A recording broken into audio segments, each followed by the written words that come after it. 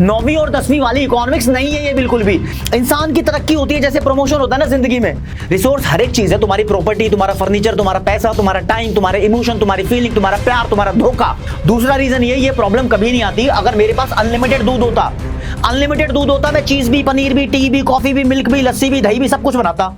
Hello guys, मैं आपका भाई दोस्त educator of economics love Kaushik स्वागत करता हूं आपका लर्न एंड फन कॉमर्स की सेवाओं में। तो 11वीं क्लास वाले बच्चों जल्दी से खतरनाक तरीके से जुड़ जाओ क्योंकि तुम्हारी ताबड़तोड़ तैयारी learn and fun commerce channel पे शुरू हो चुकी है। और खुशखबरी ये है कि आज माइक्रो इकोनॉमिक्स का पहला चैप्टर होने वाला है जिसका नाम है इंट्रोडक्शन टू माइक्रो इकोनॉमिक्स। बहुत मजेदार इकोनॉमिक्स है, पहले बता दिया। 9वीं और 10वीं वाली इकोनॉमिक्स नहीं है ये बिल्कुल भी। इस इकोनॉमिक्स का रंग ही अलग है। मतलब जब इकोनॉमिक्स 11वीं से शुरू होती है ना तो अलग तहलका मचाती है लाइफ में। सोशल स्टडीज का पार्ट नहीं है वो, बोरियत नहीं है। तुम्हें कुछ सीखने को मिलेगा, नई नई टर्म्स आएंगी, नई नई चीजें आएंगी। इंसान की तरक्की होती है जैसे प्रमोशन होता है ना जिंदगी में, वैसे यहां पर तुम इकोनॉमिक्स सीखकर बेसिकली इकोनॉमिक्स के साथ साथ कॉमर्स के दूसरे सब्जेक्ट्स भी बात कर रहा हूं, बिजनेस स्टडीज भी, अकाउंटेंसी भी, जो यहाँ कीवर्ड सीखते हो तुम, जो यहाँ नई नई चीजें सीखते हो तुम, वो तुम्हारे काम की चीजें होती हैं। और उससे तुम्हें लगता है कि मैंने नई टर्म सीखी है तो मेरे अंदर डेवलपमेंट आई है, अब सोसाइटी के अंदर और अच्छे तरीके से हम खड़े हो सकते हैं। तो दोस्तों सबसे पहले आपके सामने पेश कर दिया है कि कौन सा चैप्टर मैं शुरू करने वाला हूं, और अब देख लेते हैं कि मैं इस चैप्टर में क्या कंटेंट आपको प्रोवाइड करने वाला हूं। तो आज की क्लास में मैं कराऊंगा ये वाले टॉपिक्स जिसमें economic and non economic activities होगा, फिर scarcity, economic problem, types of economy, central problems of an economy, most wanted question रहते हैं यहां से। फिर होगा प्रोडक्शन पॉसिबिलिटी कर्व जिसको पीपीसी या पीपीएफ बोलते हैं, और बहुत सारे इसके दूसरे नाम है जो मैं गिनवाऊंगा आपको। तो परेशान आत्मा की तरह इधर उधर भटकने की जरूरत नहीं है, वन शॉट सॉल्यूशन इसी क्लास के अंदर। मतलब कि पूरा चैप्टर यहीं खल्ली बल्ली हो रहा है। तो शुरुआत करते हैं मजेदार तरीके से। आपको कुछ बातें बताना चाहूंगा। सबसे पहला कीवर्ड यहां पर आने वाला है स्केर्सिटी। स्केर्सिटी का मतलब आप अपनी जिंदगी में मान के चल सकते हो कमियां। जब किसी की कमी होती है ना यार, किसी का प्यार नहीं मिला या किसी को इज्जत नहीं मिली, तो वो कह सकते हैं मेरे पास इज्जत की स्केर्सिटी है, मेरे पास प्यार की स्केर्सिटी है। नफरत की स्केर्सिटी किसी को चाहिए क्यों? नहीं। ऐसी नॉर्मल सिचुएशन आप मान सकते हो कि आपका बर्थडे है और आपने पापा से 5,000 रुपए मांगे पार्टी के लिए, पापा ने तुम्हारे हाथ में 1,000 रुपए दे दिए, तो भाई कितने रुपए की कमी हो गई तुम्हारे पास? 4,000 की कमी हो गई ना। बस ये स्केर्सिटी है। स्केर्सिटी का टॉपिक इसलिए करा रहा हूं क्योंकि इसका लिंक आगे जाके कनेक्ट हो रहा है। कनेक्ट हो रहा है तो पहले बेस क्लियर कर लेना, और ये वैसे भी इंपॉर्टेंट है, एक नंबर की डेफिनेशन आ सकती है। तो ये 4,000 की शॉर्टेज हो गई ना, तो किसी चीज की कमी, किसी चीज की शॉर्टेज या लैक ऑफ समथिंग स्केर्सिटी होती है। लेकिन ये तो आम भाषा की बात हो गई, नॉर्मल लाइफ हो गई। लर्न एंड फन कॉमर्स की लाइफ में तुम स्केर्सिटी का असली मतलब समझोगे। इसमें कहते हैं थोड़ी लैंग्वेज है ना सोफिस्टिकेटेड हो जाती है, अच्छी हो जाती है, वर्ड्स इंप्रूव हो जाते हैं, थोड़ा मजा आने लगता है। तो स्केर्सिटी वो सिचुएशन है जब हमें कोई चीज चाहिए होती है लेकिन वो उतनी हमें मिलती नहीं। चाहिए होती है मतलब हमारी वांट्स होती है, डिमांड होती है। जब चीजों की हम डिमांड ज्यादा करते हैं बट उसकी अवेलेबिलिटी उतनी नहीं हो पाती जितनी हमें चाहिए, तो बोलेंगे उस चीज की लाइफ में स्केर्सिटी है। अब राजस्थान के मरुस्थल के अंदर कभी कभी पानी की स्केर्सिटी हो सकती है, किसी पेशेंट के अंदर ब्लड की स्केर्सिटी हो सकती है, ठीक है। एक बेचारे इंसान मतलब स्टूडेंट की लाइफ में पैसों की स्केर्सिटी हो सकती है, भाई बर्थडे पार्टी करनी है तो स्केर्सिटी हो सकती है ना जिंदगी में। तो यहां से कनेक्ट करो। तो स्केर्सिटी वो सिचुएशन है जब तुम्हें रिसोर्स चाहिए होते हैं लेकिन वो उतने नहीं मिलते। अब रिसोर्स का मतलब तुम समझो कि रिसोर्स क्या होते हैं यार। रिसोर्स हर एक चीज है, तुम्हारी प्रॉपर्टी, तुम्हारा फर्नीचर, तुम्हारा पैसा, तुम्हारा टाइम, तुम्हारे इमोशन, तुम्हारी फीलिंग, तुम्हारा प्यार, तुम्हारा धोखा, सब रिसोर्सेज है। तो यहां पर डेफिनेशन देखो कितने प्यार से लिखी है। स्केर्सिटी की डेफिनेशन लिखी है और लिखा है it refers to a situation where demand for resources is greater than availability of resources.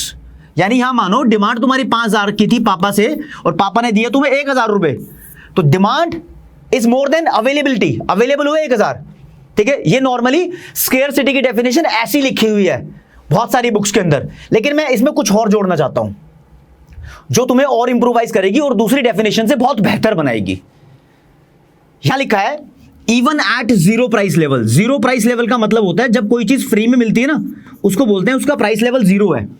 यानी मैं कहना चाहता हूं कि लोगों को लगता है कि कमी सिर्फ उस चीज की होती है जो चीज पैसों में बिकती है, क्योंकि पैसे मांगे हैं, पैसे उतने नहीं मिले तो स्केर्सिटी हो गई। भाई स्केर्सिटी उस चीज की भी हो सकती है जो चीज फ्री में मिलती है।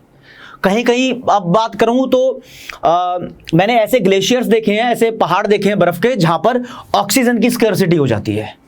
तो लद्दाख वद्दाख से ऊपर जाकर देखो यार, मतलब उस जगह पर कभी कभी ऑक्सीजन की स्केर्सिटी हो जाती है। मैं लाहौल स्पीति गया हिमाचल के अंदर, बहुत बहुत अमेजिंग जगह है वो, वाइट डेजर्ट है एक तरीके से इंडिया में, वहां पर भी ऑक्सीजन की स्केर्सिटी हो जाती है। तो फ्री में ही थी ऑक्सीजन, तो वो एयर तो हमें फ्री में मिल रही है नेचर से, उसकी भी स्केर्सिटी हो गई ना। और वो मरुस्थल की बात की, वहां पानी की स्केर्सिटी हो जाती है कहीं कहीं। तो यार स्केर्सिटी किसी भी चीज की हो सकती है, इसलिए ये वाली लाइन ऐड कर देना और अपने स्कूल के टीचर को दिखाना तुम ज्यादा स्मार्ट हो, मतलब अच्छे तरीके से कॉन्सेप्ट कर लेते हो। तो पहली बात तो स्केर्सिटी हमने कंप्लीट किया। अब नेक्स्ट टॉपिक मैं आपको बता रहा हूं इकोनॉमिक प्रॉब्लम क्या होती है। प्रॉब्लम से तो सब जूझते हैं, किसी की लाइफ में कोई प्रॉब्लम है, धोखा है, मुसीबत है, परेशानी है। और अभी 10वीं पास करने के बाद मेन मुद्दा क्या था कि मैं आर्ट्स लूं, कॉमर्स लूं या साइंस लूं, ये प्रॉब्लम है। लेकिन यहां उन प्रॉब्लम की बात नहीं हो रही, उनसे थोड़ा कनेक्शन बिठाएंगे। बात हो रही है इकोनॉमिक प्रॉब्लम की। ये नया कॉन्सेप्ट, नया माजरा भाई क्या है कि इकोनॉमिक प्रॉब्लम क्या होती है। मैं आपको बताता हूं, जब मजबूरी तब आती है जब हमारे पास सब कुछ नहीं होता, जो जो चीजें हमें चाहिए होती है वो चीजें नहीं होती, स्कैर्सिटी की सिचुएशन में मजबूरी आती है। तो हमें ना काफी सारे ऑप्शंस में से कुछ चूज करना पड़ता है। लाइक अभी देख लो ना, 10वीं के बाद तुम्हारे पास ऑप्शन है, ह्यूमैनिटीज भी है, साइंस भी है, कॉमर्स भी है, वोकेशनल भी है। तुमने इन चारों में से कॉमर्स चूज की, शायद ह्यूमैनिटीज भी चूज कर सकते थे, इकोनॉमिक्स पढ़ रहे हो मुझसे तो दोनों में आता है वो सब्जेक्ट। किसी किसी स्कूल में साइंस साइड में भी जो मेडिकल की प्रिपरेशन कर रहे हैं, इकोनॉमिक्स एक एडिशनल सब्जेक्ट मिल जाता है। तो तुमने सब्जेक्ट चूज किया या स्ट्रीम चूज की, कर तो दूसरे भी सकते थे, लेकिन चॉइस ली ना। चॉइस तुमने पता है क्यों ली है? क्योंकि तुम्हारे पास लाइफ लिमिटेड है, मेरे पास भी लाइफ लिमिटेड है, सबके पास जिंदगी लिमिटेड है। नहीं तो साइंस का कोई कोर्स करके सबकी चाहता है कि डॉक्टर, इंजीनियर, कोई बड़ा प्रोफेशन ले लो। अब ह्यूमैनिटीज का भी पढ़ के बहुत सारी सरकारी नौकरियां तुम्हारे पास है, कॉमर्स का पढ़ के सरकारी नौकरी तो है ही है, ऊपर से सीए, सीएस, सीएमए, इकोनॉमिस्ट बन सकते हो, किसी कंपनी में सीईओ, मैनेजर, एमडी बन सकते हो। तो हर फील्ड के अंदर variety of career options available है। उनकी हमने बात भी कर रखी है सेपरेट वीडियो के अंदर, गाइडेंस एंड करियर ऑप्शंस में जाओगे तो हमें प्लेलिस्ट में मिल जाएगी वो, ठीक है। तो आपने चूज किया कॉमर्स, तो यार ये इकोनॉमिक प्रॉब्लम थी। अब जिंदगी की इकोनॉमिक प्रॉब्लम देख लो, यहां जो लिखा है मैं वो नहीं पढ़वा रहा अभी। जिंदगी में इकोनॉमिक प्रॉब्लम कैसे आती है, पहले एक बात करते हैं। एक उस बंदे की, मेरी ड्राइंग अच्छी नहीं है यार वैसे, ये पता नहीं कैसा लग रहा है, ये बंदे की जो मिल्क का प्रोडक्शन करवाता है गाय या भैंस से, मतलब गाय भैंस पाल रखी है इस बंदे ने, और ये दूध निकालता है, और ये डेली 5 लीटर दूध निकालता है उससे, जो भी इसके पास एनिमल हस्बेंड्री है, लाइफ स्टॉक है। अब मिल्क से क्या क्या बन सकता है यार? मिल्क से पनीर बन सकता है, मिल्क से चाय, कॉफी, है ना। मिल्क काफी सारी वेजिटेबल में यूज होता है, मिल्क से चीज भी बनता है, मिल्क से लस्सी भी बनती है, लस्सी को बटर मिल्क बोलते हैं इंग्लिश में। दही भी बन सकती है, कर्ड, कितने सारे ऑप्शन है ना मिल्क के। और हमें लगभग सब कुछ ही अच्छा लगता है, क्योंकि दूध दही का खाना तो हेल्थ अच्छी रहती है, मतलब बॉडी बने ना बने, लेकिन अंदर सारे न्यूट्रिशन पहुंचते हैं। तो ये सारे ऑप्शंस हैं, और हम सब कुछ नहीं कर सकते, ये बंदा सब कुछ नहीं कर सकता, क्योंकि मिल्क उसके पास लिमिटेड क्वांटिटी में अवेलेबल है। लेकिन सब कुछ किया तो जा सकता है, लेकिन सब कुछ होता नहीं है। 10th के बाद साइंस भी ली जा सकती है, कॉमर्स भी और ह्यूमैनिटीज भी, लेकिन सब कुछ लेते नहीं हो यार। पता है क्यों? क्योंकि जो रिसोर्स है वो हमारे पास लिमिटेड है। यहां पर ये जो दूध है वो लिमिटेड है, इसलिए सब कुछ नहीं बन सकता उस 5 लीटर दूध से। हर इंसान के पास अनलिमिटेड दूध नहीं होता, हर इंसान के पास अनलिमिटेड जिंदगी नहीं है कि वो कॉमर्स भी ले ले, साइंस भी ले ले, आर्ट्स भी ले ले, वोकेशनल भी ले ले, और XYZ बहुत सारी स्ट्रीम्स है पूरे इंडिया में। इतनी लंबी जिंदगी नहीं है, लेकिन हमें पसंद सब कुछ है। हमें डॉक्टर वाला प्रोफेशन भी पसंद है, हमें लॉयर वाला प्रोफेशन भी पसंद है, सीए वाला भी पसंद है, सीएस वाला भी पसंद है, इकोनॉमिक्स भी पसंद है, एक्चुअरियल साइंस भी पसंद है। पैसा कमाना सबको पसंद है, लेकिन वो रास्ता एक ही चूज कर सकता है। तो वो रास्ता एक ही चूज कर सकता है, यही इकोनॉमिक प्रॉब्लम है। अब इकोनॉमिक प्रॉब्लम देखो आई कैसे। पहला रीजन, मैंने इकोनॉमिक प्रॉब्लम की डेफिनेशन देख लो। इकोनॉमिक प्रॉब्लम वो प्रॉब्लम है जहां पर हमें चॉइस लेनी पड़ती है। चॉइस लेनी पड़ती है। चॉइस क्यों लेनी पड़ी? क्योंकि हम बहुत सारा चाह रहे थे, हमें सब कुछ अच्छा लग रहा था।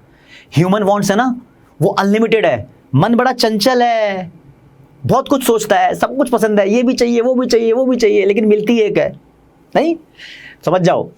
तो ये अगर ह्यूमन वांट्स अनलिमिटेड ना हो, यानी इंसान अनलिमिटेड ना चाहे, तो ये चॉइस की प्रॉब्लम नहीं आएगी। मतलब 8वीं 9वीं में सोच लिया कि 11वीं क्लास में जाके कॉमर्स लेनी है, तो ये प्रॉब्लम नहीं आएगी कि साइंस भी अच्छा है, ह्यूमैनिटीज भी अच्छा है, या वोकेशनल भी अच्छा है, नहीं आएगी प्रॉब्लम, ठीक है।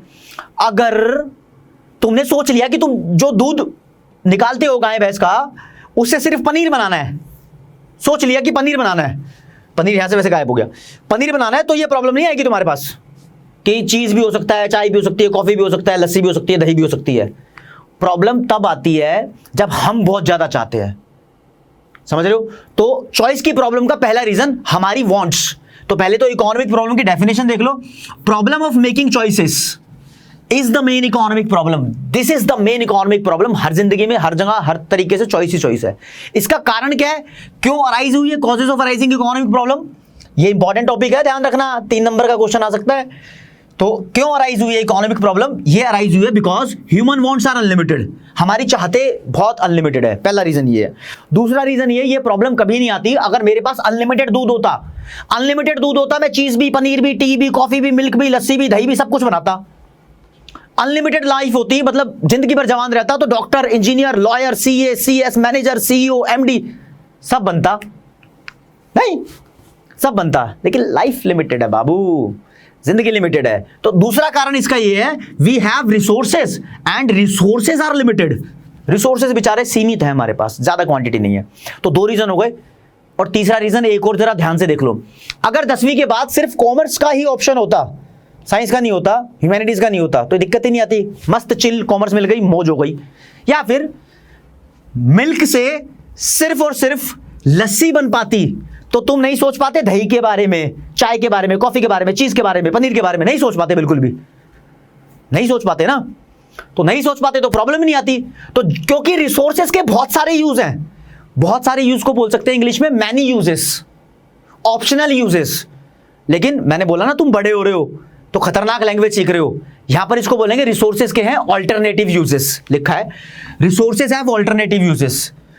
तो इस वजह से ये प्रॉब्लम आ रही है। प्रॉब्लम के 3 कारण, हम बहुत सारा चाहते हैं, रिसोर्स भी लिमिटेड है, और रिसोर्स के अलग अलग इस्तेमाल है। अगर रिसोर्स का एक ही इस्तेमाल होता तो चॉइस ही नहीं बना पाते, हम सोच ही नहीं सकते थे, ठीक है ना।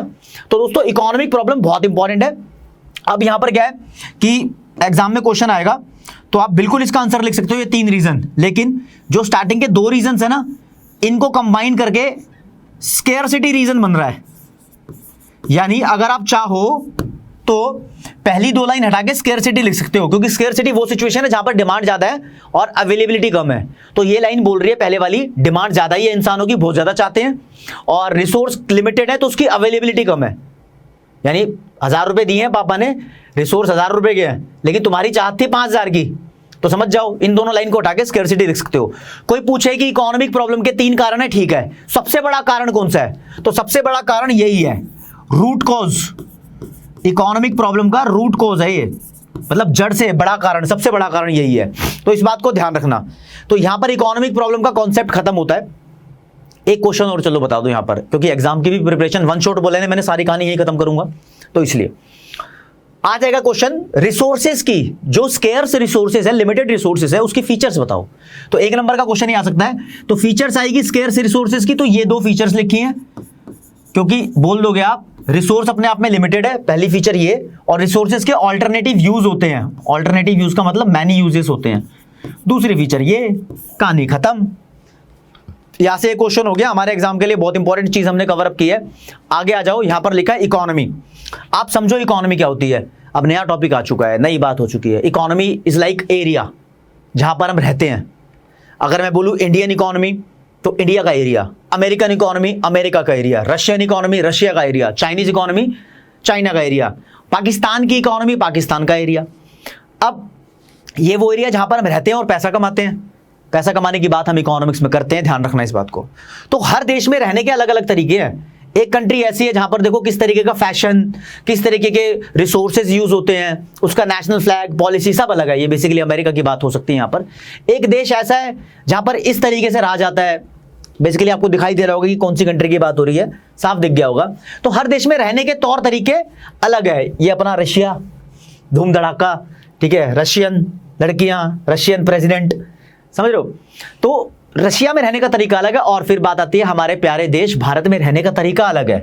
तो यहां से मैं आपको यह समझाना चाहता हूं कि किसी भी देश में रहने का तरीका और पैसा कमाने का तरीका इकोनॉमी कहलाता है, लेकिन ये तरीके अलग अलग हैं। तो पूरी दुनिया में जितने भी इकोनॉमी के टाइप्स हैं, यानी इकोनॉमी में रहने के तरीके हैं, वो 3 पार्ट में डिवाइड कर दिए। वो 3 पार्ट में डिवाइड करती है। और तो हम पढ़ेंगे वो कौन कौन से पार्ट है। सबसे पहले आपको बता दूं कि इकोनॉमी क्या होती है, उसकी डेफिनेशन। तो इकोनॉमी सिंपल डेफिनेशन लिख दी है, देख लो। Economy it refers to the area where people live and earn, where people live and earn. मैं स्क्रीन के सामने से हटूंगा तो आप स्क्रीनशॉट ले लो, ये आपके नोट्स बन जाएंगे। अगर आपको स्क्रीनशॉट नहीं लेना ना, तो जो मैं आपको यहां पर स्लाइड्स प्रोवाइड कर रहा हूं, इसको स्लाइड बोलते हैं, जो मैं लिख रहा हूं ना, ये आपको दोस्तों टेलीग्राम पे लर्न एंड फन ऐसे लिखा होगा, एंड शॉर्ट में लिखा होगा लर्न एंड फन कॉमर्स, ये चैनल है टेलीग्राम पे। यहां पर जाके आप ज्वाइन कर लो, आपको पीपीटी मिलनी शुरू हो जाएगी पूरी की पूरी प्रॉपर। ये जो स्लाइड्स है ना, उसको कंबाइन करके पीपीटी बोलते हैं, तो स्क्रीनशॉट लेने की जरूरत भी नहीं है, आपको सब कुछ नोट्स की फॉर्म में मिल जाएगा। ये सब नोट्स ही हैं, ये कॉन्सेप्ट, ये डेफिनेशन, इससे बढ़िया क्या नोट्स लोगे। हाँ, तो इकोनॉमी के टाइप्स की बात कर रहे हैं, रहने के तरीके की टाइप्स। 3 तरीके के इकोनॉमी होती है। तो यहां पर पहली इकोनॉमी को बोलते हैं मार्केट इकोनॉमी, या इसका एक और नाम है कैपिटलिस्टिक इकोनॉमी। सुना सुना सा लग रहा है, 10th क्लास में सुना होगा। इसको फ्री मार्केट इकोनॉमी भी बोलते हैं, एंटरप्रेन्योर इकोनॉमी भी बोलते हैं, लेजेस फेयर इकोनॉमी भी बोलते हैं, बहुत सारे नाम है। तो मैं सिर्फ ये ध्यान रखना है 11th क्लास में अब, मार्केट इकोनॉमी। दूसरा तरीका है सोशलिस्टिक इकोनॉमी या प्लान्ड इकोनॉमी, इसको सेंट्रली प्लान्ड इकोनॉमी भी बोलते हैं। और तीसरा तरीका है मिक्स्ड इकोनॉमी। 3 तरीके हैं। अब ये तीनों तरीके किस तरीके से डिवाइडेड है यही बता देता हूं, फिर बाद में नोट्स की बात कर लेंगे, ठीक है भाई। मार्केट इकोनॉमी वो इकोनॉमी होती है जिस इकोनॉमी के अंदर सारे के सारे इकोनॉमिक डिसीजन, सारी कहानी इकोनॉमिक डिसीजन की है।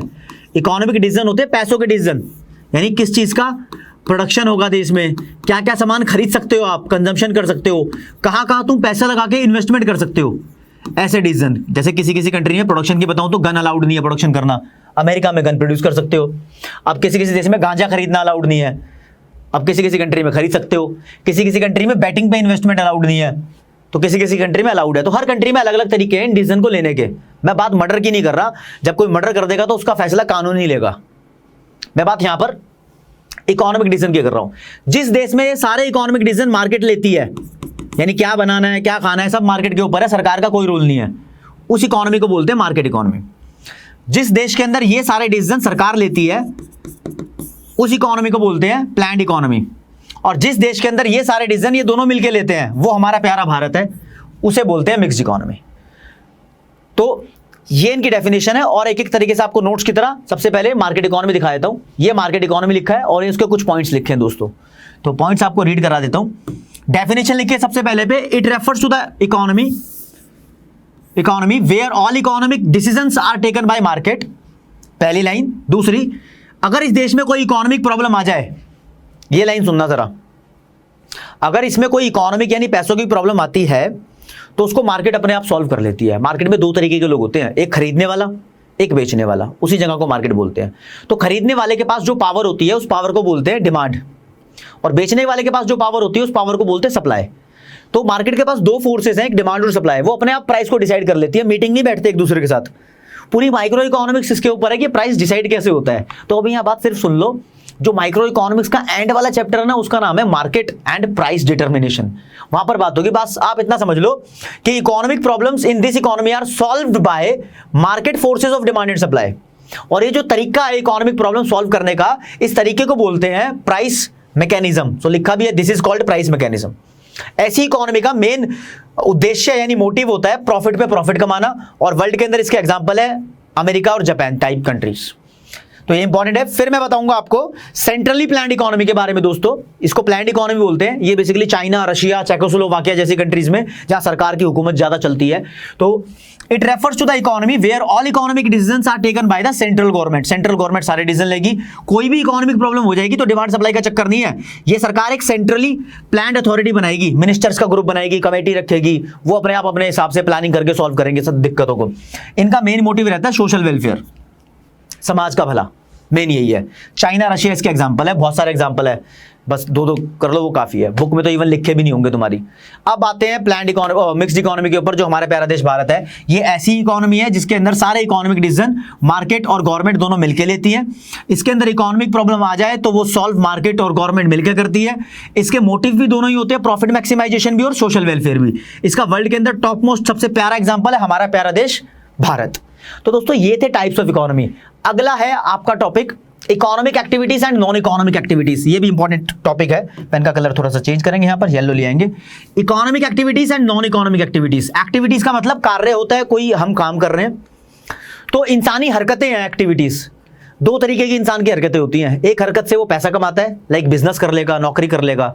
एक हरकत से वो दान पुण्य करता है, इज्जत कमाता है, लाइक पूजा कर लेगा, प्रार्थना कर लेगा, नमाज पढ़ लेगा, या फिर डोनेशन, चैरिटी, सोशल वेलफेयर, ऐसी चीजें कर लेगा, तो वहां पैसा नहीं कमाता। तो जिन कामों से पैसा कमाते हैं, जैसे कि एक टीचर कोचिंग सेंटर पे पढ़ा रहा है या स्कूल में पढ़ा रहा है, सैलरी ले रहा है, या फिर एक लॉयर केस लड़के पैसे की फीस ले रहा है, तो ये डॉक्टर क्लिनिक पे पेशेंट को देख रहा है, ये सब पैसे कमा रहे हैं। ये सारी एक्टिविटीज इकोनॉमिक एक्टिविटीज है। अनलिमिटेड एग्जांपल हो सकते हैं, जो जो तुम सोच सकते हो सब हो सकते हैं पैसे कमाने के।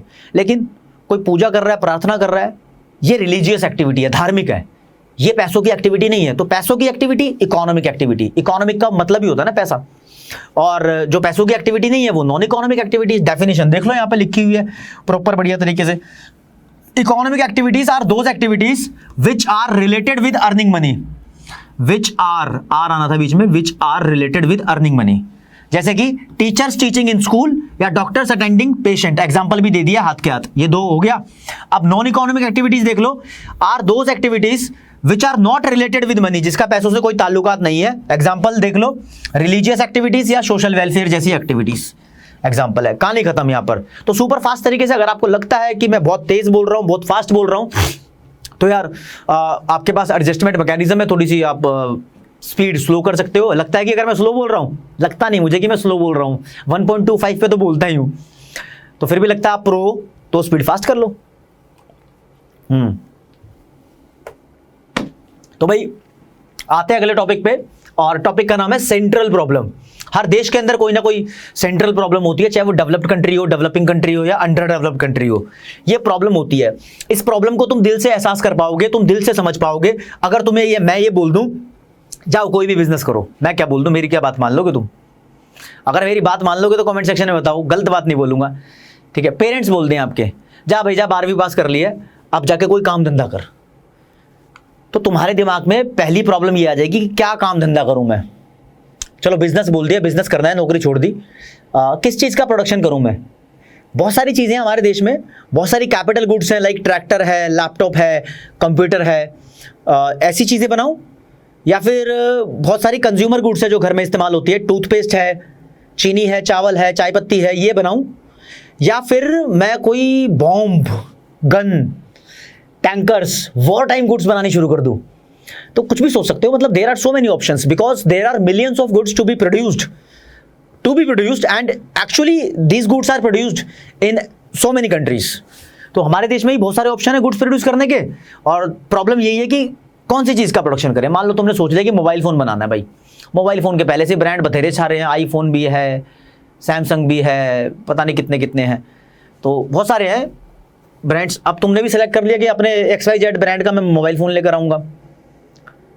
अब सोच लिया, मतलब डिसीजन ले लिया, व्हाट टू प्रोड्यूस की समस्या का समाधान अपने दिमाग में कर लिया। तो अगली तुम्हारे सामने प्रॉब्लम खड़ी है कि फ़ोन तो बना लूँ, कितने, व्हाट इज़ द क्वांटिटी, कितनी फ़ोन बनाऊँ मैं? क्योंकि मान लो एक आइडिया लग गया तुम्हें कि एक देश के अंदर 100 बंदे हैं फ़ोन खरीदने वाले। अब तुम 100 फ़ोन बनाओगे क्या? क्यों? आईफोन कोई नहीं खरीदेगा, सैमसंग का कोई नहीं खरीदेगा, वीवो का कोई नहीं खरीदेगा, बहुत सारे अलग अलग ब्रांड है वो भी खरीदेंगे। तुम पता नहीं 5 बनाओगे या 10 बनाओगे या 20 बनाओगे, और वो भी पता नहीं बिकेंगे नहीं बिकेंगे। बड़ी प्रॉब्लम है भाई। एक बार सोचेंगे कि क्या बनाना है, वो सॉल्व हो गया, तो कितनी क्वांटिटी में बनाना है, बड़ी समस्या है। चलो ये प्रॉब्लम जब खत्म हो जाती है तो दूसरी प्रॉब्लम सामने आती है कि मैं कौन सी टेक्निक का इस्तेमाल करूं कि इनका प्रोडक्शन कर दूं। तीसरी प्रॉब्लम सामने आती है कि ये फोन जो मैं बना रहा हूं अमीरों के लिए बनाऊं या गरीबों के लिए बनाऊं। तो 3 प्रॉब्लम होती है सेंट्रल प्रॉब्लम। पहली, व्हाट टू प्रोड्यूस, किस चीज का प्रोडक्शन करें। दूसरी, हाउ टू प्रोड्यूस, कौन सी टेक्निक लगा के प्रोडक्शन करें। और तीसरी, किसके लिए प्रोडक्शन करें।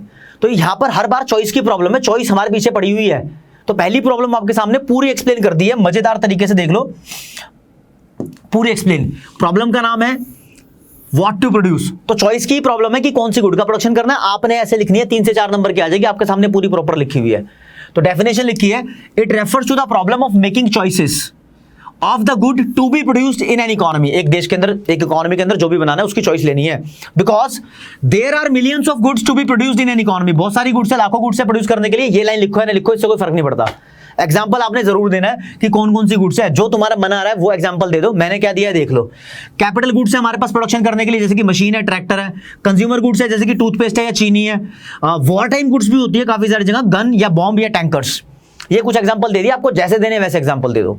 फिर लिखना है आपने कि अगर ये प्रॉब्लम खत्म हो जाती है तो दूसरी प्रॉब्लम साथ में खड़ी है, तो क्या लिखा है, once the selection about the goods to be produced is made, अगर वो सिलेक्शन ले लिया, then the next problem arise. कौन सी प्रॉब्लम है ये, how much to be produced, how much to be produced, यानी what quantity of that commodity should be produced, ये दिक्कत आ जाएगी सामने।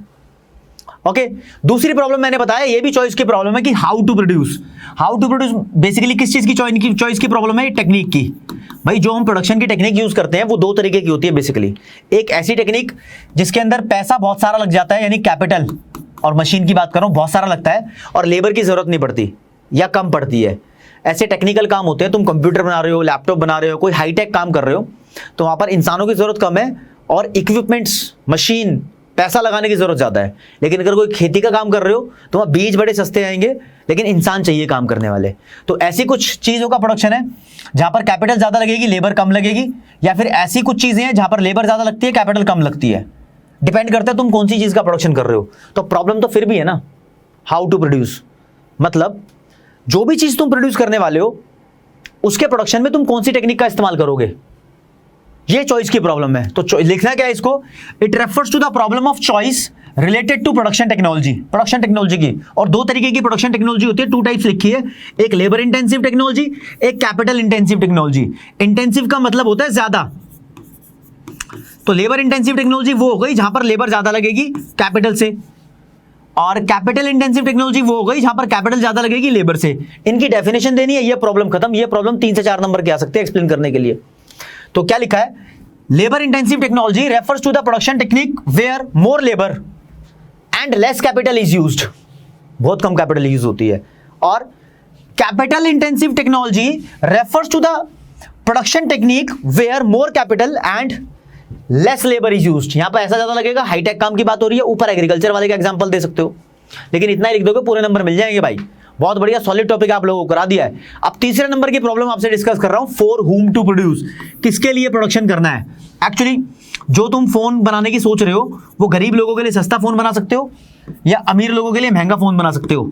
अगर तुम अमीर लोगों के लिए एक्सपेंसिव फोन बना रहे हो ना, तो ये ज्यादा पैसा खर्च कर रहे हैं।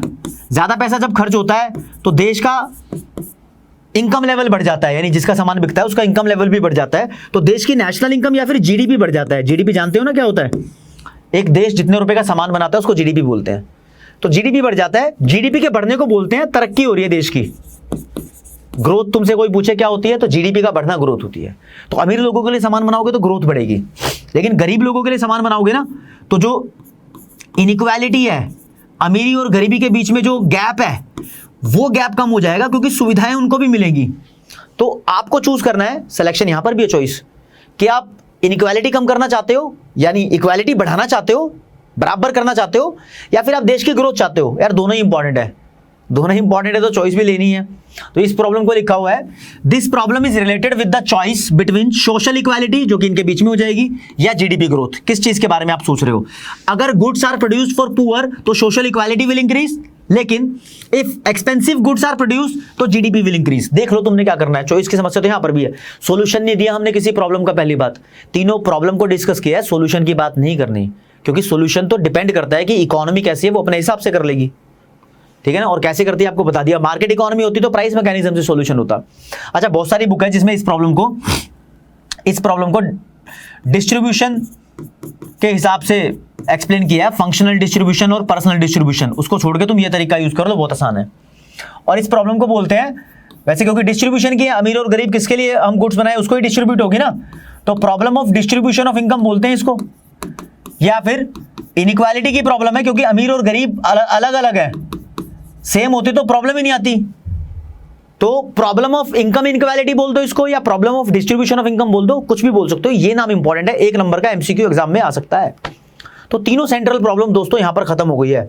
अब धाकड़ लेवल का टॉपिक, मतलब इस टॉपिक से एग्जाम में क्वेश्चन आएगा जो यहां लिख दिया, प्रोडक्शन पॉसिबिलिटी कर्व, शॉर्ट में बोलते हैं पीपीसी, और भी नाम है इसके, प्रोडक्शन पॉसिबिलिटी फ्रंटियर। मैंने बोला था एक और बताऊंगा, इसका नाम है ट्रांसफॉर्मेशन कर्व। ऐसी बात बताने वाला हूं अभी आपको, ट्रांसफॉर्मेशन कर्व। और एक और है प्रोडक्शन पॉसिबिलिटी बाउंड्री। इतने सारे नाम है, और तुम देख लेना, तुम्हें किसी ने बता दिए हो तो 4 नाम, कोई 2 से 3 बता पाएगा, चौथा बताता नहीं है। ये 4 नाम ध्यान रख लेना।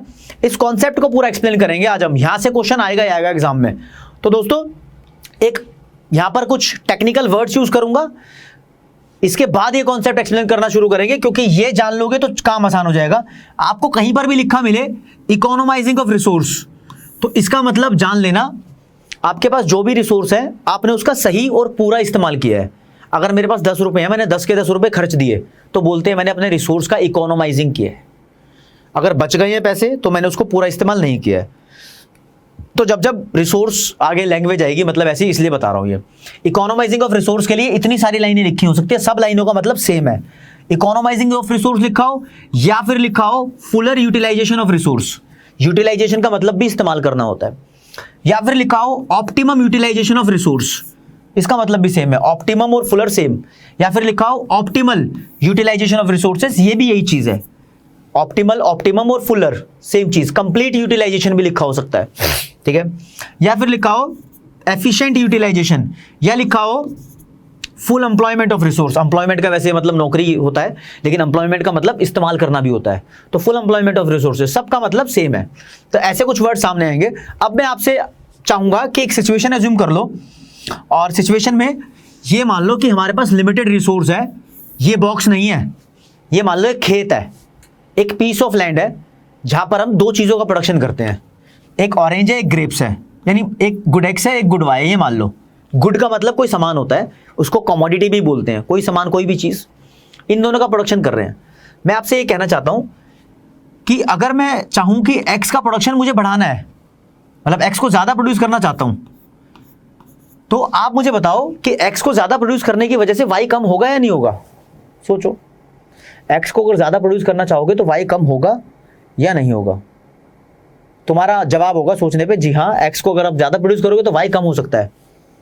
मैं बोलूंगा ऐसा क्यों, एक्स को ज्यादा प्रोड्यूस करेंगे तो वाई कम हो सकता है या नहीं, आसानी से बोल देंगे हाँ। लेकिन यहां पर एक बात हमने अज्यूम कर रखी है, अजम्पशन ये है कि आपको पहले बताऊं तो आज़ादी के बाद हमारे देश के अंदर गेहूं के पौधे की बात कर रहा हूं, गेहूं का पौधा बहुत बड़ा होता था, मोटा होता था, जगह ज़्यादा घेरता था। फिर एक ऐसी टेक्निक आई, उसके बाद मिरेकल सीड्स आए, जादुई बीज, HYV सीड्स बोलते हैं उनको। जब वो आए तो गेहूं के पौधे का साइज छोटा हो गया और कम स्पेस घेरना शुरू कर दिया गेहूं के पौधे ने, और पहले से ज़्यादा गेहूं होते थे उस पौधे पर। तो टेक्निक इंप्रूव होने से सेम जगह पर ज़्यादा प्रोडक्शन हो जाता है। टेक्निक इंप्रूव हो जाती है अगर एक्स की, तो एक्स का प्रोडक्शन इसी जगह पर ज़्यादा हो सकता है, वाई को कम करने की जरूरत नहीं पड़ेगी। तो मैं अगर बोलूं कि टेक्निक इंप्रूव नहीं हो रही, टेक्निक जैसी थी वैसी ही है, तो एक्स का प्रोडक्शन बढ़ाएंगे तो वाई का कम होता नजर आ रहा है। तो मैंने यहाँ अजम्पशन क्या ली, अजम्पशन पहली ये ली कि प्रोडक्शन टेक्निक, टेक लिख दिया मैंने इसको, रिमेन्स अनचेंज्ड। अनचेंज का मतलब हो गया भाई कांस्टेंट, ठीक है। तो भाई एक्स का प्रोडक्शन बढ़ाओगे तो वाई का कम हो जाएगा। लेकिन दूसरा दिमाग में थॉट आ सकता है, नहीं नहीं नहीं नहीं, ऐसा क्यों भाई, एक्स का प्रोडक्शन बढ़ाना है ना तो हम बढ़ा देंगे। कैसे बढ़ाएंगे, और जमीन खरीद लेंगे, यहां पर एक्स का प्रोडक्शन कर देंगे, वाई का कम ही नहीं होगा। ये भी सोच सकते हो। लेकिन मैं बता रहा हूं, अज्यूम करना है यहां पर, जो मैं कॉन्सेप्ट तुम्हें समझाने की कोशिश कर रहा हूं उसके थ्रू, कि हम अपने रिसोर्सेस भी नहीं बढ़ा रहे, यानी जितने हैं रिसोर्सेस उतने ही रहेंगे। लैंड है, ये जमीन है, खेत है, हमारा रिसोर्स है। तो मैंने अगर अज्यूम कर लिया कि रिसोर्सेज भी हमारे कांस्टेंट है या लिमिटेड है, जिसको हम चेंज नहीं कर रहे हैं, तो अब एक्स का प्रोडक्शन बढ़ाओगे तो वाई का कम हो जाएगा, क्योंकि एक्स का प्रोडक्शन बढ़ाओगे तो एक्स ये वाली जगह भी घेर लेगा वाई के लिए, तो वाई का कम हो जाएगा। ये बात सही है, सही नजर आ रही है। तो एक्स का प्रोडक्शन, यानी एक भी चीज का प्रोडक्शन बढ़ाओगे तो दूसरे का प्रोडक्शन कम हो जाता है, अगर टेक्नोलॉजी और रिसोर्सेज कांस्टेंट है तो।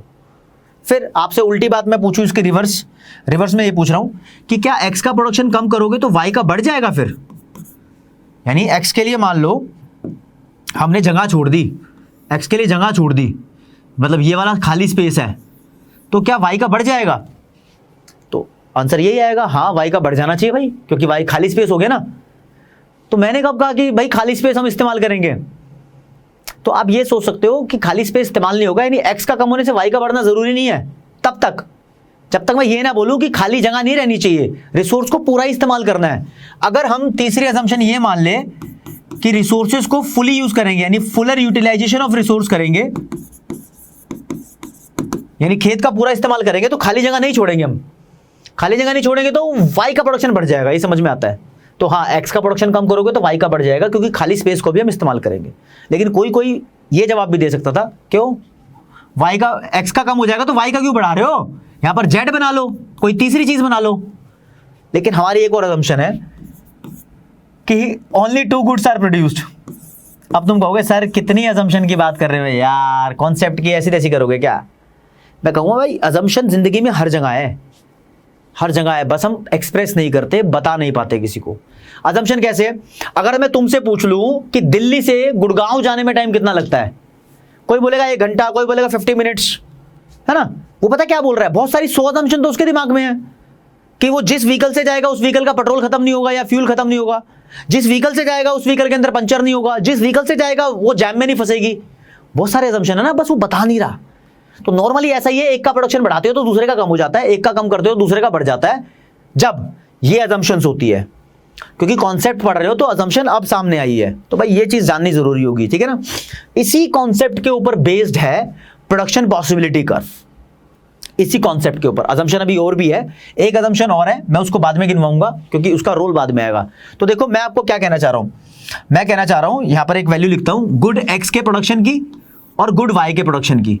अगर गुड एक्स का प्रोडक्शन आप 0 कर रहे हो तो मान लो वाई का प्रोडक्शन कर रहे हो 1 यूनिट, एक्स का 1 किया तो वाई का, सॉरी एक्स का 0 तो वाई का 4।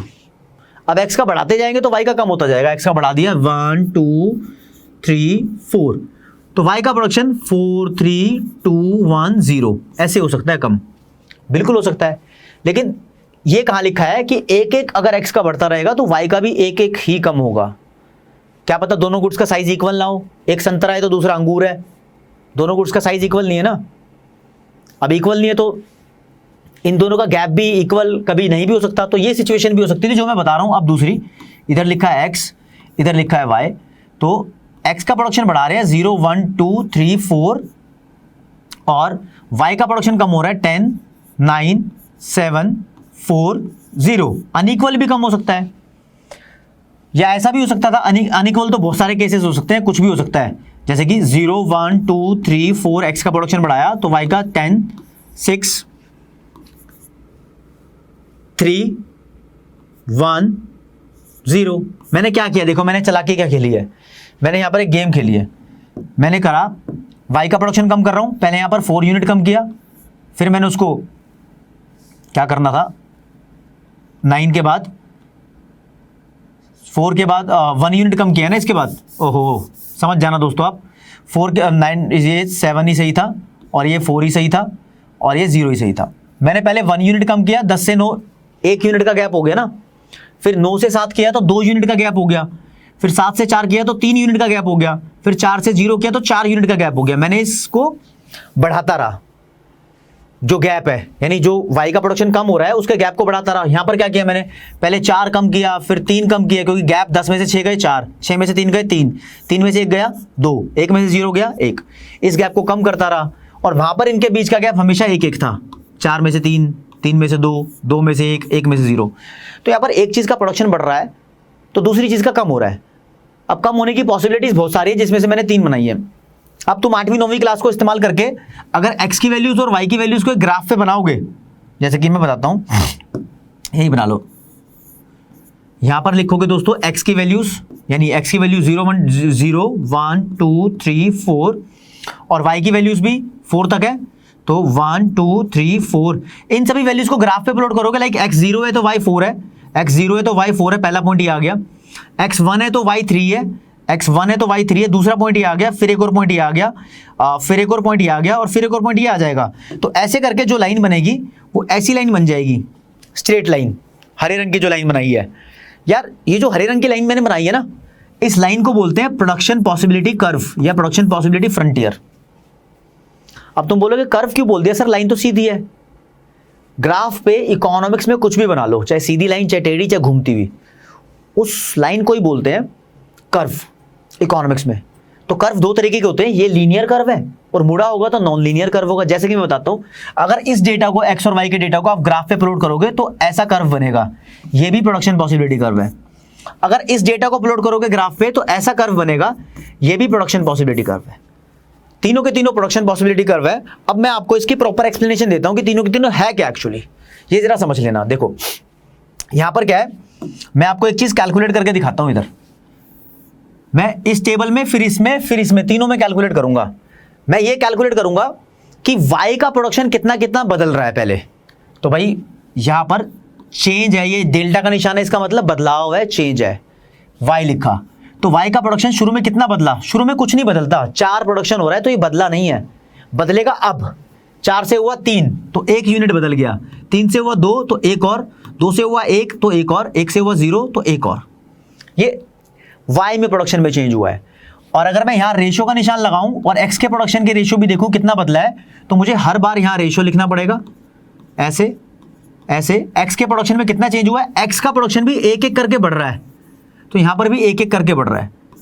ये रेशियो निकाल रहा हूं, इस रेशियो को इकोनॉमिक्स में बोलते हैं मार्जिनल रेट ऑफ ट्रांसफॉर्मेशन या फिर मार्जिनल अपॉर्चुनिटी कॉस्ट। ये रेशियो देखो यहां पर कांस्टेंट है, 1:1 1:1 1:1 1:1। जब एमआरटी कांस्टेंट रहती है तो पीपीसी की शेप ऐसी होती है। तो शेप के बारे में, शेप अलग अलग क्यों है वो बताना चाहता हूं। यहां पर अगर दोस्तों मैं एमआरटी निकालूं, यानी y में चेंज पहले, फिर x में चेंज निकालूं, तो शुरू में तो कोई चेंज नहीं है y में, फिर y में देखो 1 यूनिट कम हुआ है, फिर 2 यूनिट कम हुआ था 9 से 7 हो गए, फिर 7 से 4 हुआ तो 3 का गैप आया, 4 से 0 हुआ तो 4 का गैप आया, फिर लगाएंगे हर जगह रेशो। और x में कितना गैप आया वो लिखेंगे अब। तो x में तो भाई बार बार एक एक बढ़ रहा है, 1 1 1 1। यहां देख रहे हो 1:1 2:1 3:1 4:1, ये एमआरटी की वैल्यू बढ़े जा रही है, एमओसी की वैल्यू बढ़े जा रही है। तो जब एमओसी की वैल्यू बढ़ती है तो पीपीसी की शेप ऐसी होती है, और इस वाली शेप को बोलते हैं कॉनकेव टू ओरिजिन। इसके दोनों जो मुंह हैं, एक ये वाला एक ये वाला, दोनों ओरिजिन की तरफ खुले हुए हैं, ठीक है। और ऐसी वाली शेप को बोलते हैं, इसके दोनों मुंह ओरिजिन से बाहर हैं, मतलब उधर मुड़ रहे हैं, ऐसी वाली शेप को बोलते हैं कॉन्वेक्स। और ऐसे में अगर एमआरटी की वैल्यू निकालूं तो y में चेंज, रेशो x में चेंज, शुरू में कोई चेंज नहीं होता, फिर 10 से 6 4 का चेंज, फिर 3 का, फिर 2 का, फिर 1 का, और बार बार इसमें 1 का और x में चेंज। यहां दिख रहा है कि एमआरटी की वैल्यू कम हो जा रही है। तो भाई जब एमआरटी की वैल्यू फॉल होती है तो पीपीसी कॉन्वेक्स होता है। तो यहां से एक क्वेश्चन खतरनाक वाला क्लियर होता है कि पीपीसी की शेप स्ट्रेट लाइन कब होती है डाउनवर्ड, तब होती है जब एमआरटी कांस्टेंट है। पीपीसी की शेप कॉनकेव कब होती है, जब एमआरटी बढ़ता है। पीपीसी की शेप कॉन्वेक्स कब होती है, जब एमआरटी कम होता है। तो ये लॉजिक याद रखना। यहां इतना ही था। अब जो पीपीसी हम पढ़ेंगे आगे, वो पीपीसी कॉनकेव वाला पढ़ेंगे। तो हमारी अजम्पशन है कि पीपीसी हमारा कॉनकेव ही होगा। कॉनकेव होगा मतलब हमारी एमआरटी हमेशा बढ़ती रहेगी। तो मैंने पीछे एक लाइन छुड़वाई थी अजम्पशन में, तो 5वीं अजम्पशन ये है कि एमआरटी की वैल्यू हमारी बढ़ती रहेगी, इसको ना भूल जाना, इसलिए पढ़वाई थी। अब तुम कहोगे सर ये बाकी जो 2 केस बचे हुए थे ये भी तो पॉसिबल है, ये क्यों नहीं पढ़ रहे? ये भाई ग्रेजुएशन में, अभी हाल फिलहाल इतना सारा लफड़ा नहीं देंगे तुम्हारे इसके अंदर। तो ग्रेजुएशन में अब इस वाले पीपीसी को छान लो। पीपीसी कॉनकेव है तो पीपीसी क्या बोल रहा है, पीपीसी कैसा है देख लो। एक्स का प्रोडक्शन हम बढ़ा रहे हैं, मान लो 0 1 2 3 4, और वाई का प्रोडक्शन कम कर रहे हैं तो 10 9 7 4 0 ऐसा किया। तो ये लाइन क्या बोल रही है, इसको समझना जरा। ये बोल रही है कि अगर तुम एक्स का प्रोडक्शन करते ही नहीं हो तो 10 यूनिट वाई की बना सकते हो। तो हमारे पास ये मौका है, मौके को बोलते हैं कॉम्बिनेशन। ये मौका है, एक मौका हो रहा है, अगर तुम x 1 बनाना चाहते हो तो y 9 बनेगी। ये दूसरा मौका है, पहले को a बोला, दूसरे को b बोला। तीसरा मौका है 2x बनाओगे तो 7y बनेगी। चौथा है 3x बनाओगे तो 4y बनेगी, ये d मौका है। और पांचवा 4x तो y बनेगी ही नहीं। तो तुम्हें देख लो कौन सा सिलेक्ट करना है। अगर आप अपने सारे रिसोर्स इस्तेमाल करने के बाद, मतलब वो जमीन पूरी इस्तेमाल करने के बाद तुम्हारे पास ये मौके हैं, और इन मौकों को तुम ग्राफ पे उतार दोगे तो पीपीसी बन जाएगा। पीपीसी कैसा दिखाई देता है देखो, ये ऐसा पीपीसी दिखाई देता है हमारा जो हम बनाते हैं। इस पे एक पॉइंट मान लो यहां पर है ए, ये बी, ये सी, ये डी, ये ई। ये सभी पॉइंट्स कौन से हैं? ये सभी पॉइंट्स यही वाले हैं, है ना। तो पीपीसी की डेफिनेशन अगर तुमसे कोई पूछे तो क्या होती है, तो भैया पीपीसी के बारे में कुछ बात नोट कर लो। पहली बात तो ये दो गुड्स की बात करता है, और ये बात करता है प्रोडक्शन की, कंजम्पशन की नहीं, सामान बनाने की बात करता है, खाने की बात नहीं करता, प्रोडक्शन की बात करता है। तो दो गुड्स के प्रोडक्शन की बात करता है, और जिसमें बहुत सारे कॉम्बिनेशन है अवेलेबल। ये तो मैंने पॉइंट बनाए हैं, पता नहीं अंदर कितने सारे कॉम्बिनेशन है इसके ऊपर, और है ना। और अजम्पशन के साथ कि हमारे रिसोर्स और टेक्नोलॉजी कांस्टेंट रहेगी। तो पीपीसी की डेफिनेशन आसान हो जाती है। पीपीसी कर्व एक कर्व है जो दो गुड्स के प्रोडक्शन के अलग अलग कॉम्बिनेशन दिखाता है, when technology and resource will remain constant. Easy definition बन जाएगी दोस्तों। और आपको बात बताऊं पीपीसी के बारे में, तो पीपीसी की एक बात और देखो अगर मान लो ये पीपीसी है, तो पीपीसी कहता है, पीपीएफ भी इसका नाम है, कहता है कि अगर मान लो ये कोई पॉइंट पे हम प्रोडक्शन कर रहे हैं, ये वाला और ये वाला, मान लो एक्स को इतना बना रहे हैं ओ से लेकर x1, और y को इतना बना रहे हैं ओ से लेकर y1, मतलब नंबर हो सकते हैं 10 20 30 40 50 करोड़ या फिर यूनिट, लेकिन हमने एक्स वाई की गेम खेल रहे हैं। कहते हैं अगर तुम एक्स का प्रोडक्शन कम कर देते हो ना किसी भी कारण की वजह से, यहां कर देते हो, तो इस लाइन को ही व्हाइट वाली लाइन पे हिट कर दो कर्व पे, और सामने देखो y का प्रोडक्शन पहले से ज्यादा बढ़ गया, तो x का प्रोडक्शन कम कर देते हो तो y का प्रोडक्शन बढ़ जाता है। ये कर्व खुद बता रहा है। अलग से बनाओगे तो ऐसे भी बता देगा। मान लो तुमने ये पॉइंट चूज किया है, यहां पर x का प्रोडक्शन इतना कर रहे हो और y का प्रोडक्शन इतना कर रहे हो, तो बोलता है कि अगर तुम चाहते हो कि x का प्रोडक्शन यहां से यहां बढ़ जाए, x2 तक हो जाए, तो y का प्रोडक्शन कम हो जाएगा।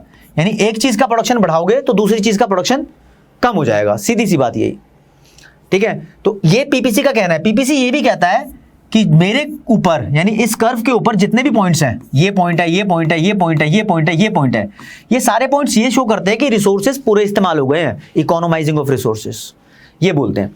अगर पीपीसी के अंदर कोई पॉइंट है, मान लो ये पी और क्यू की बात हो रही है, तो ये शो करते हैं रिसोर्सेज पूरे इस्तेमाल नहीं हुए, रिसोर्सेज अंडर यूटिलाइज हुए हैं, मतलब रिसोर्सेज बाकी रह गए हैं। यानी एक बाउंड्री है ये एक देश की कैपेसिटी की, कि ये देश कितना प्रोडक्शन कर सकता है अगर किसी इकोनॉमी के लिए कर्व है तो इसको बाउंड्री बोल सकते हैं, कैपेसिटी बोल सकते हैं, बिल्कुल ओके रिपोर्ट तरीके से, ठीक है। अगर इसके बाहर कोई पॉइंट है, मान लो ये जे और के है, तो ये शो करता है कि यहां हम पहुंच ही नहीं पाएंगे क्योंकि लिमिट ही इतनी है, रिसोर्स हमारे पास इतने हैं। तो एक देश की प्रोडक्शन की पोटेंशियल ये पॉइंट है, और जे एंड के बोलते हैं नॉन अटेनेबल रीजन, यहां हम अटेन ही नहीं कर सकते, यहां हम पहुंच ही नहीं सकते, नॉन अटेनेबल रीजन है। तो दोस्तों कुछ फैक्ट्स हैं पीपीसी के बारे में, और ये डेफिनेशन पीपीसी लिखा है, प्रोडक्शन पॉसिबिलिटी कर्व या प्रोडक्शन पॉसिबिलिटी फ्रंटियर।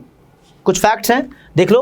डेफिनेशन सबसे पहले पे, it is a curve showing different combinations of production of two goods out of given resources and constant technology. ये डेफिनेशन दे दी पीपीसी की। इसकी बताऊंगा आपको फिर अजम्पशंस, वो जो अजम्पशन लिखी थी मैंने सारी नोट करा दी। रिसोर्स लिमिटेड है, फुल यूटिलाइज करेंगे रिसोर्स को, प्रोडक्शन टेक्नोलॉजी हमारी कांस्टेंट रहेगी, एमआरटी बढ़ती रहेगी, और ओनली दो गुड्स का प्रोडक्शन करेंगे हम। एमआरटी बढ़ती रहेगी तो यहां पर एक लाइन और लिखिए, no resource is equally efficient for the production of both goods. इसका मतलब ये है ऐसा कोई रिसोर्स नहीं बना जो दोनों चीजों को इक्वली ही औकात से बना दे, मतलब एक बराबर तरीके से बना दे। यानी मैं बोलूं एक बीज जो अंगूर और संतरे को दोनों को बना दे, नहीं, वो बीज अंगूर का लगाएगा, संतरे का लगाएगा, तो एक रिसोर्स दोनों के लिए सेम तरीके से इस्तेमाल नहीं हो सकता, ठीक है ना। तो फीचर्स पीपीसी की दो बताई हैं। पीपीसी डाउनवर्ड स्लोपिंग होता है from left to the right side. Downward sloping का मतलब ऐसे होता है, यानी नीचे की तरफ गिर रहा है ये ऐसा। तुमसे कोई पूछे ऐसा क्यों होता है, एक क्वेश्चन यही आ गया, तो ऐसा इसलिए होता है क्योंकि एक चीज का प्रोडक्शन बढ़ाएंगे तो दूसरी चीज का प्रोडक्शन कम हो जाएगा, ये लिखना है, या फिर एक का कम करेंगे तो दूसरे का बढ़ जाएगा। तो PPC is downward sloping because the production of both goods can not be increased together. If you want to increase the production of good one, then you will have to sacrifice the production of good two, and vice versa. और ये concave क्यों होता है? Concave का reason, मतलब दूसरी feature है कि पीपीसी हमारा कॉन्केव होता है। कॉन्केव का रीजन ये है कि हमारी एमआरटी बढ़ती है। अगर एमआरटी कम होती तो ये कॉन्वेक्स होता, एमआरटी कांस्टेंट होती तो बोलते कि ये स्ट्रेट लाइन है। और एमआरटी क्या होती है? एमआरटी होता है भैया delta Y is to delta X, यानी डेल्टा वाई इज टू को हटा के अपॉन में कर दो डेल्टा एक्स। तो एक चीज में कितना चेंज आता है प्रोडक्शन में, अपॉन दूसरी चीज में कितना चेंज आता है प्रोडक्शन में। डेफिनेशन भी बन गई। कोई बोले एमआरटी क्या होता है तो लिख नहीं रहा, इसकी डेफिनेशन बोल रहा हूं। MRT refers to the ratio of change in production of good one and change in production of good two. Good one good two लिख दो, या गुड वाई और गुड एक्स लिख दो। वैसे क्या करते हैं, जिस चीज का प्रोडक्शन सेक्रीफाइस होता है उसका ऊपर लिखते हैं, जिसका बढ़ता रहता है उसका नीचे लिखते हैं। तो हमने y का ऊपर लिखा है, x का नीचे लिखा। आगे आपको पीपीसी के बारे में और मेन फैक्ट्स बताऊंगा कि पीपीसी कभी कभी अपनी जगह से शिफ्ट हो सकता है। शिफ्ट इन पीपीसी कैसे शिफ्ट हो सकता है ये देख लो। ये राइटवर्ड जा सकता है, यानी राइट साइड शिफ्ट हो जाएगा, या फिर ये लेफ्टवर्ड जा सकता है, यानी लेफ्ट साइड शिफ्ट हो जाएगा। मान लो ये पीपीसी है, मान लो ये पीपीसी है, ठीक है। अगर पीपीसी यहां चला गया तो राइटवर्ड शिफ्ट हो गया, अगर पीछे चला गया तो लेफ्टवर्ड शिफ्ट हो गया। यानी इसका मतलब जान लो, अगर पीपीसी राइटवर्ड शिफ्ट हो गया तो एक देश पहले से ज्यादा प्रोडक्शन कर पा रहा है दोनों चीजों का। ऐसा कब पॉसिबल है? इसका कारण क्या हो सकता है कि या तो उस देश के पास रिसोर्स बढ़ गए, या उस देश के पास टेक्निक पहले से बेहतर हो गई, तभी हो सकता है। या एक देश का पीपीसी पीछे चला गया तो ऐसा हो सकता है कि या तो उसके रिसोर्स कम हो गए, या टेक्नोलॉजी खराब हो गई, या अर्थक्वेक आ गया, कहीं फ्लड आ गई, कहीं फैक्ट्रियां खराब हो गई, तबाह हो गई, तभी तो प्रोडक्शन कम होगा। तो पीपीसी राइटवर्ड भी जाएगा, लेफ्टवर्ड भी जाएगा। उसके रीजन है, उसके दो कोजेस हैं। Causes of shift in PPC है, पहला चेंज इन रिसोर्सेस, कि तुम्हारे पास रिसोर्स इंक्रीज या डिक्रीज हो जाए। दूसरा चेंज, ये चेंज का निशाना ये देख लो जरा, डेल्टा ट्रायंगल की तरह, चेंज इन प्रोडक्शन टेक्नोलॉजी, ये बढ़िया या घटिया हो जाए। एफिशिएंट यानी बढ़िया, इनएफिशिएंट यानी घटिया। ये पीपीसी में चेंजेस आ सकते हैं। लेकिन एक बात आपको बताऊं, पीपीसी अपनी जगह से ऐसे की जगह ऐसे भी जा सकता है। ये पूरा शिफ्ट नहीं हुआ, ये पीपीसी कह रहा है कि वाई का प्रोडक्शन चेंज नहीं हुआ, सिर्फ एक्स का चेंज हुआ है। तो ऐसा भी हो सकता है। ऐसे शिफ्ट को रोटेशन बोलते हैं। ये शिफ्ट नहीं हुआ, ये रोटेट हो गया, अपनी जगह से हिल गया, शिफ्ट को बोलते हैं पूरा उठ के कहीं और चला गया, तो रोटेशन है। इसको पाइवॉट भी बोलते हैं अच्छी लैंग्वेज में। तो ये ऐसा तब होता है जब सिर्फ एक्स के लिए रिसोर्स बढ़े हो, या एक्स के लिए टेक्निक बेहतर हो गई हो, वाई के लिए कोई बदलाव ना आया हो। और ये ऐसा भी हो सकता था कि ऐसा हुआ है ना, ऐसे की जगह ऐसा भी हो सकता था, यानी सिर्फ एक्स के लिए रिसोर्स कम हो गए हो, वाई में कोई बदलाव ना आया हो। और दोस्तों पीपीसी शिफ्ट तो ऐसा भी हो सकता है, मान लो ऐसा कि वाई के लिए रिसोर्स इंक्रीज हो गए हो, एक्स में कोई बदलाव ना आया हो। तो ऐसा हो सकता है। और ऐसा भी हो सकता है ये और ये, कि वाई के लिए रिसोर्स कम हो गए हो और एक्स के रिसोर्सेज में कोई बदलाव ना आया हो, या एक्स के रिसोर्सेज या टेक्नोलॉजी में कोई चेंज नहीं आया, वाई के लिए ही कम हो गए। या फिर खतरनाक अगर आपको बात बताऊं तो ये बना देता हूं, मान लो ये पीपीसी है, तो ये शिफ्ट होने को तो ऐसे भी हो सकता है। नहीं, ये कह रहा है कि वाई के लिए रिसोर्स कम हो गए हैं और एक्स के लिए बढ़ गए हैं, एक्स का प्रोडक्शन बढ़ गया ना। तो जिस भी चीज के लिए प्रोडक्शन बढ़े उसके लिए रिसोर्स या टेक्नोलॉजी बेहतर हो जाती है, जिसका कम हो उसके लिए कम हो जाती है। तो दोस्तों ये मैंने पूरा का पूरा इंट्रोडक्शन टू माइक्रो इकोनॉमिक्स एक वीडियो लेक्चर में करा दिया। अब इसके ऊपर इंपॉर्टेंट क्वेश्चंस क्या होते हैं, क्वेश्चंस की डिस्कशन कर लेते हैं, क्योंकि चैप्टर करने के बाद बड़ा क्वेश्चन इंपॉर्टेंट रहता है। पहला क्वेश्चन ही मैं बोल रहा हूं पीपीसी का सबसे ज्यादा इंपॉर्टेंट है। इस क्वेश्चन के अंदर पीपीसी की डेफिनेशन के साथ फीचर्स सबसे ज्यादा इंपॉर्टेंट है। फीचर्स के बाद आपसे क्वेश्चन पूछ लेगा शिफ्ट के ऊपर, पीपीसी शिफ्ट कब होता है, इसके केस स्टडी वाले क्वेश्चन बनते हैं। बोलता है कभी कि एक दूसरे देश से इंडिया के अंदर इन्वेस्टमेंट आ रही है, एफडीआई आ रही है, फॉरेन डायरेक्ट इन्वेस्टमेंट, तो बताओ पीपीसी पे क्या फर्क पड़ेगा। अरे बाहर से पैसा आ रहा है तो हमारे पास रिसोर्स बढ़ जाएंगे, पीपीसी राइटवर्ड शिफ्ट हो जाएगा। ठीक है, ऐसा कुछ क्वेश्चन पूछ लेगा। या बोलेगा कहीं पर फ्लड आ गया, कहीं पर ड्राउट आ गया, या कहीं पर अर्थक्वेक आ गया, तो उस इलाके के पीपीसी पर क्या फर्क पड़ेगा। भाई रिसोर्स खराब हो गए, वहां की फैक्ट्रियां तबाह हो गई, वहां प्रोडक्शन कम हो जाएगा, तो पीपीसी लेफ्टवर्ड शिफ्ट हो जाएगा। एक देश के अंदर एजुकेशन और ट्रेनिंग का प्रोग्राम बड़े बड़े तौर पर चलाया जा रहा है, पीपीसी पे क्या फर्क पड़ेगा। भैया उससे रिसोर्स बढ़ जाएंगे, एजुकेशन और ट्रेनिंग से। अभी तुम एजुकेट हो रहे हो, तुम रिसोर्स नहीं हो अभी, लेकिन एजुकेट होकर doctor, engineer, CA, CS, MD कुछ तो बनोगे, सीईओ बनोगे, इकोनॉमिस्ट बनोगे, तो रिसोर्स बन जाओगे, तुम भी प्रोडक्शन करोगे फिर, तो उससे पीपीसी राइटवर्ड शिफ्ट हो जाएगा। तो पीपीसी क्वेश्चन आते हैं। फिर दूसरे पे इंपॉर्टेंट है भाई सेंट्रल प्रॉब्लम का। कोई भी एक सेंट्रल प्रॉब्लम 3 से 4 नंबर में एक्सप्लेन करनी आ सकती है।